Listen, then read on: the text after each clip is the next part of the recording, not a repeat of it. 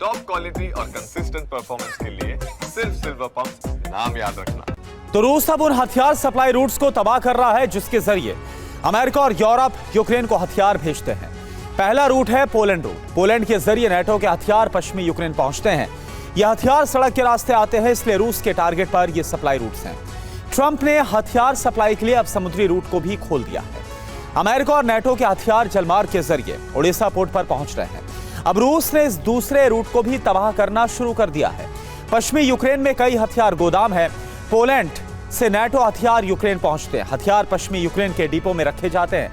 पूर्वी फ्रंट पर यहीं से हथियारों की सप्लाई होती है। पश्चिमी यूक्रेन में रूस के हमले तेज हो गए हैं। यूक्रेन के हथियार डिपो को तबाह किया जा रहा है।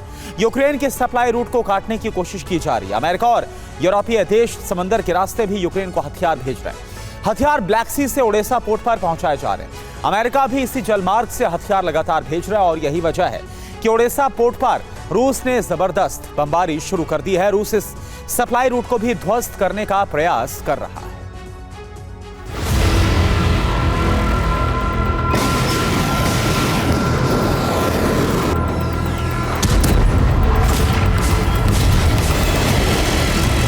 रूस अमेरिका और नेटो देशों के हथियार सप्लाई से भड़का हुआ है। यही वजह है कि रूस ने अब यूक्रेन के हथियार सप्लाई रूट को पूरी तरह से ध्वस्त करने का फैसला किया है।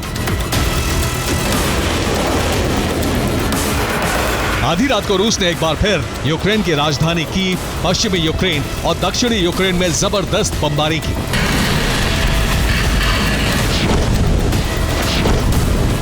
सबसे भीषण हमले यूक्रेन के पोर्ट सिटी ओडेसा में किए गए।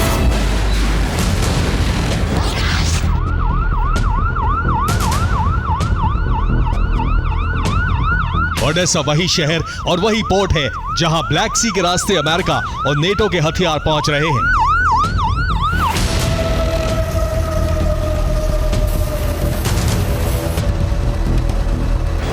रिपोर्ट के मुताबिक रूस के हमले में ओडेसा पोर्ट को नुकसान पहुंचा है। विस्फोट से पोर्ट के कई हिस्सों में आग लग गई।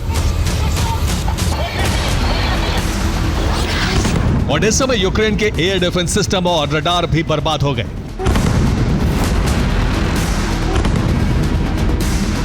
सूमी में रूस के हमलों में कई इमारतें तबाह हो गई।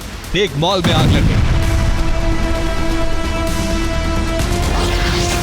विस्फोट की वजह से दर्जनों कारें भी जलकर राख हो गईं।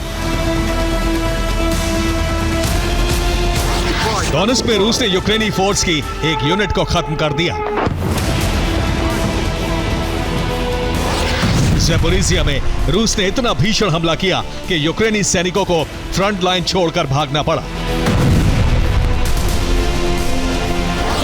खेरसोन में रूस ने उस इलाके पर कब्जा कर लिया जो यूक्रेनी सेना का गढ़ था।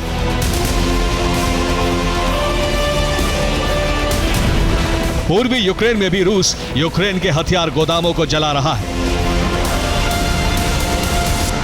दरअसल नेटो और अमेरिका के हथियार पश्चिमी यूक्रेन और ओडेसा पहुंचते हैं। इन दोनों जगहों से यूक्रेनी फोर्स इन्हें पूर्वी फ्रंट पर जंग लड़ रही सेना के पास भेजती है। यही वजह है कि रूस पूर्वी यूक्रेन के शहरों में भी नॉन स्टॉप हमले कर रहा है।